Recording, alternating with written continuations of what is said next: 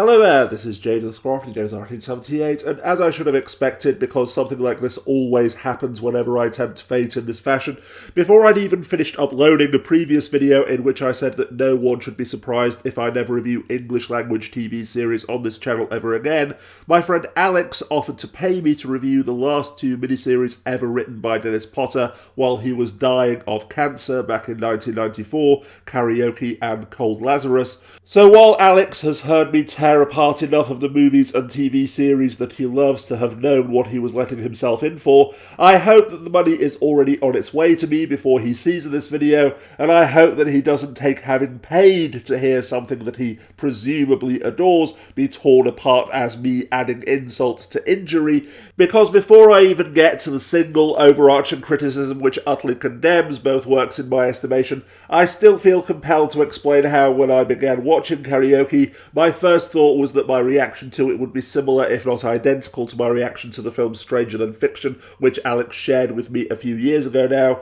since it was also based on the premise of a writer apparently unwittingly controlling the life of a real person. Because, to be blunt, my friends, the reason why my reaction to that movie was a mixture of frustration and annoyance was that I simply couldn't take the premise seriously, suspend my disbelief, or otherwise convince myself that it was anything other than a steaming pile of horse manure. Because, come on, writers unknowingly controlling the lives of others as if they were gods or fates? No, that's when both Stranger Than Fiction and Karaoke lost me down the back of the sofa with the spare change and month-old Maltesers, since just as Alex and his girlfriend couldn't get into, empathise with, or fully appreciate April Snow when I shared it with them a few years ago as well, because they simply couldn't get into the mindset of empathising with the protagonist's emotional agony, since I couldn't ever engage with the story of Stranger Than Fiction, all that I ever felt was frustrated and annoyed by the absurdity of it all. As a brief side note, in fact, just to finally draw a line under this old issue as well, this is essentially the same reason why I utterly despise the movie Never Let Me Go. The reality that regardless of how many lives are saved or improved by organ transplants being freely available to all, considering that we live in a world in which people condemn stem cell research as murder on the grounds that a fertilized egg is a human being, it is literally impossible for me to believe that a society would clone people and raise them to adulthood simply to murder them and harvest their organs, and that the closest thing that there would be to any kind of protest would be a teacher crying a little bit about their wasted potential before being fired. On top of which, it's even more unbelievable that the clones themselves would not organise, protest, resist, or otherwise fight back. In short, how am I supposed to give a damn about them if they obviously don't give a damn about themselves or one another? And indeed, while Alex still jokes about the fact that I made 4 videos condemning that movie, it was only because at that time I couldn't figure out exactly why I hated the film so much or put my reasoning into words. But now though, as I've explained in a couple of my most recent videos here on this channel, I better understand how my subconscious mind analyses whatever I'm watching, listening to, or reading at the time much more clearly, knowing that at the back of my mind, without even realising that I'm doing so in most cases, I'm dissecting the story to figure out why it was created, what was the author, director, or what have you trying to convey, or what goal did they hope to accomplish by completing this work. And so, especially after the whole people in real life speaking the protagonist's lines premise was either partly or entirely explained away by the fact that yes, he did know about Arthur Malian in the back of his mind, and so most of it was mere coincidence, rendering all comparisons to the movie Stranger Than Fiction moot, and leaving nothing but the extent of the protagonist's own delusions and hallucinations to be debated by anyone who cared, it became apparent that Dennis Potter's entire motivation in writing these screenplays was self-indulgent, self-insert wish fulfillment. That while no different from Stranger Than Fiction, I thought that I disliked Karaoke and Cold Lazarus because I couldn't embrace the premise, and that even if I could, whatever message or moral they sought to convey was utterly pedestrian and banal, with every episode that passed, I became increasingly annoyed and even offended by the reality that I was being paid to watch Dennis Potter fictionalise and thus romanticise his own desires, emotional and psychological issues, bugbears and petty concerns about his frankly overrated legacy. Of course, to claim that no other writer has ever projected themselves onto the fiction that they create, using it to play out their desires, fantasies, settle old grudges, and make their perceptions, ideals, beliefs, and what have you the moral backbone of society that, depending upon the size of the author's ego or persecution complex, eventually saves humanity, would be so ridiculous that even the world's most humorless goat would lose control of its bowels while laughing.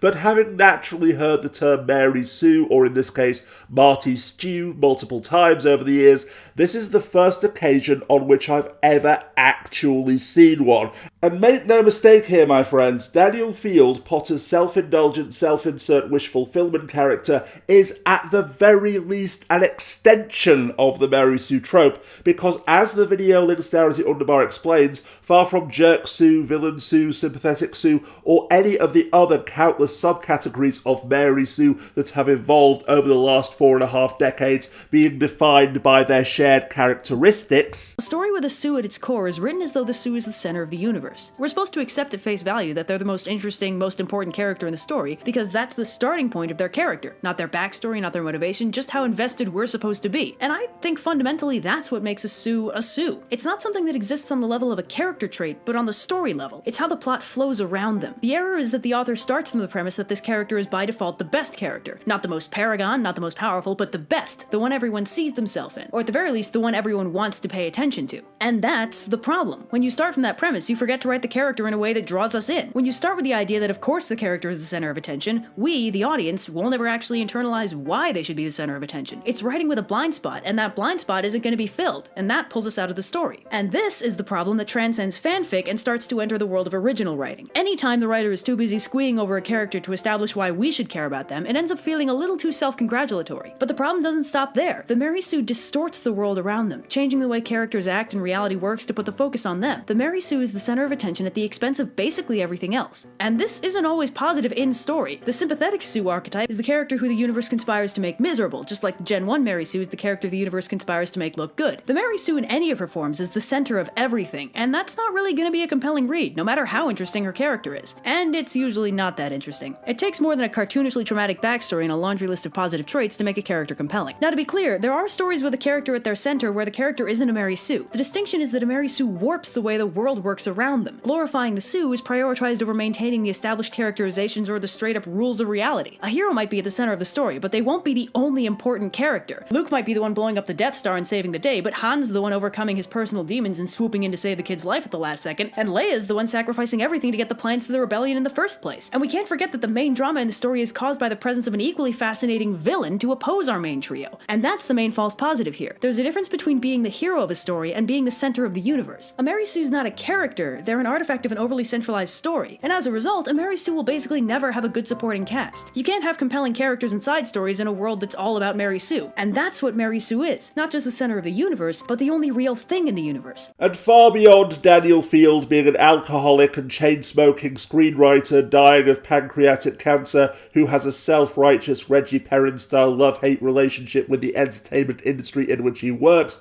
and is battling against the clock to finish his final screenplay before he dies. Wow, Dennis Potter, where on earth did you find the inspiration for a character like that? From his nemesis being a director who tries to make his screenplay the direct opposite of what he wrote it to be, until the director finally has an epiphany and realises that, of course, the author was right about everything and he should cut the film exactly the way that Field always demanded. And then all of the liberal Trump haters realise that he is indeed the greatest president who ever lived, voted for him to be king of the world, and we all lived happily ever after, to Field being the only one who can save Sandra, a woman he literally met a couple of days ago, from ending up in prison dead, or at the very least having a murder on her conscience by killing Malian himself. He is indeed the centre of Karaoke's universe, with every other character and subplot either leading back to him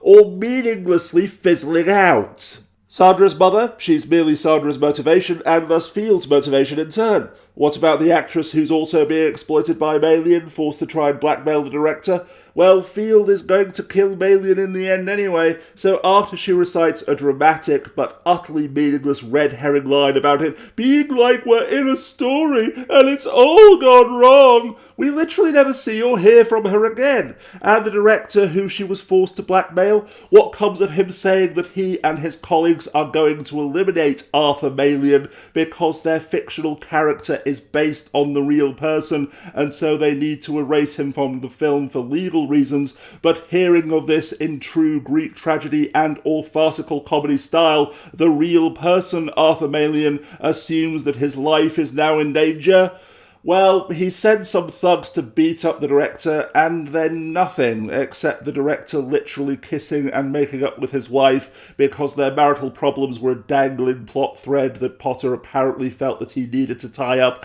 after leaving so many others unresolved, giving the audience at least some kind of payoff so that he could get back to satisfying his, Daniel Field's saviour complex. And then in Cold Lazarus, Jesus fucking Christ, almost 400 years into the future, the memories contained within Daniel Field's frozen head are the most valuable commodity on the planet. Having literally loved people who tell him not to smoke in the same room as them, together with serial killers and child molesters in Karaoke, smoking tobacco in this dystopian future is punishable by 30 years in prison, and selling it is punishable by death, simply so that Potter and others like him can feel like self-righteous freedom fighters instead of callous and self-serving scum. With everything else having gone to shit in this utterly cliched and formulaic paint-by-numbers corporate-controlled dystopian society in which England, not Britain mind you, England no longer exists, having apparently been taken over by American corporations. Wow, Dennis Potter, I think that your oh-so-subtle and nuanced point may have flown over my head there, and the scientists who are extracting Field's memories agreeing that they need to relearn the lessons of the past. I didn't know whether to laugh or put my fist through the screen when at the end of the first episode, the chief scientist literally lamented that Daniel Field could have been our teacher. For the love of the great holy donkey, especially in light of the Ron subplot, this miniseries could have easily ended with Dennis Potter's memories and ideals literally saving the world. And no, that wasn't a slip of the tongue, because remember, Daniel Field was Dennis Potter in every meaningful sense. And faced with this possibility, I literally swore that if this ends with the people of the world beholding the face of God, and God is Dennis Potter or Daniel Field, it makes no fucking difference, then I'm going to invent a time machine simply to go back and smash his fucking face in with a brick. But no, once again, everything revolved around Potter's trivial, petty, and utterly self-serving concerns, to the point that I did actually have to laugh when the scientists were psychoanalyzing Field's memories and, by extension, dissecting all of Potter's problems and character flaws, including becoming a writer to lie to himself, rewrite his past, and thus spin his personal demons. And in the end, the Ron subplot, including all of the murders and tragedy, simply circled back to one scientist who realises that Field's head is self-aware and in agony, putting him out of his misery in a needlessly dramatic explosion. Not in agony because of having to endure the limbo of being a frozen head, mind you, at least not solely for that reason, but at least in part because a mega global entertainment corporation is exploiting his memories after his death. Quote, no biography. So in short, fuck you, Dennis Potter, because to use your final days not to send a message of hope or a warning to future generations, but to fillet yourself, massage your own ego, settle old scores, and send a message which literally boiled down to nothing but, I don't want any money-grubbing corporations exploiting my life story for a profit after I'm gone. If only I'd known that this was what you were inflicting upon us during your dying days back in 1994, then even at the tender age of 16, I would have happily travelled down to wherever you were to put you out of our misery. Infinity is curved. You begin with your head in the clouds. You stretch a little further, and yes, your head is among the stars. Further still, and yes, at last, up your own arse.